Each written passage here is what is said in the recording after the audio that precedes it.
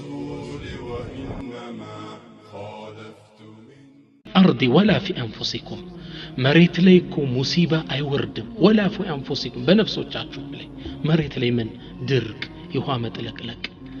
سات قاتلو يتلايو مكراوچ أي وردم ولا في أنفسكم بنفسه تشاچو لي بيت زمد ማጣት ንብረት መጥፋት ልጅ መሞት በበሽታ መሰቃየት እንዲህ አይነት በላ አይወርድም ኢላ في كتاب من قبل أن نبرأها كلوح المحفوظ ላይ ቀድመን የጻፍነው ቢሆን እንጂ من قبل أن نبرأها በክስተት ከማስገኘታችን በፊት አንተ የሞተበት ልጅ አንተ ከመፈጠረ በፊት የተጻፈ ነው እሱም ከመፈጠሩ በፊት ሱብሃንአላህ ይሄን ለምን ነገርናቸው አላህ Subhanahu Wa Ta'ala لكي لا تأسوا على ما فاتكم ባመለጣችሁ ነገር ላይ ተስፋ አስቆረጭ ሐዘን ውስጥ እንዳትገቡ ولا تفرحوا بما آتاكم በሰጣችሁ ነገር ድንበር ያለፈ ደስታ እንዳትደሰቱ ነው والله لا يحب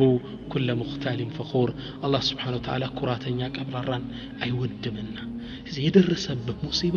አላህ በአዘል ድሮ የጻፈው ነው ይሄ ስታቅ ድሮ እንደተጻፈ እንደተደነገገስታ ውስጥ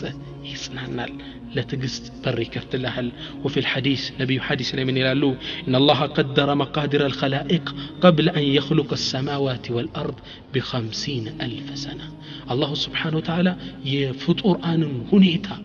ሚደርስባቸው የሚገጥማቸው ነገር ቀደሩን ድሮ ነው የጻፈው ሰማይና መሬትን ከመፍጠሩ 50,000 ዓመት በፊት 50,000 ዓመት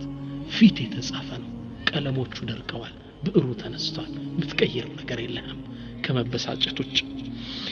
ይሄንም የተረዱ ሰሃቦች ምንም በላ ሲደርስባቸው የአላህ ቀደር ነው ብለው ነበር የሚያልፉት ቀደር ላይ መደገፍ እዚህ ላይ የግድ ነው ነገር ግን ወንጀል እየሰራ ሙነን ውስጥ ባል አላህ ቀድሮብኝ ብትል እዚህ ጋር ይሰራም ወንጀል መስራት አለመስራት እክቲያሪ ነው ለአንተ ምርጫ የተተወ ይሄ በላ ምናምን ግን ከአላህ ነው የሚወርደው አንተ በማታውቀው ሁኔታ ምን ትላለህ የአላህ ቀደር ነው ቀደሩላህ ወማ ሻአ ፈዐል የአላህ ቀደር ነው የፈለገው ሰራ ብለ ኢና ሊላህ ማለት ነው የሚጠበቅብህ وكان ابو ذر رضي الله عنه لا يعيش له ولد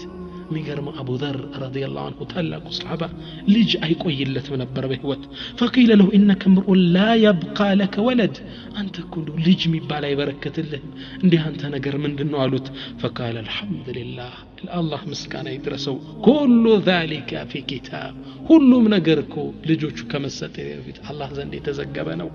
الحمد لله الذي اخذهم في دار الفناء ويدخرهم في دار البقاء مسكانا يدرسው ከጠፊቱ ዓለሞች የሰበሰበ ወደ ማይጠፋው ዓለም ወደ አኺራ የሰበሰበልኝ ጌታ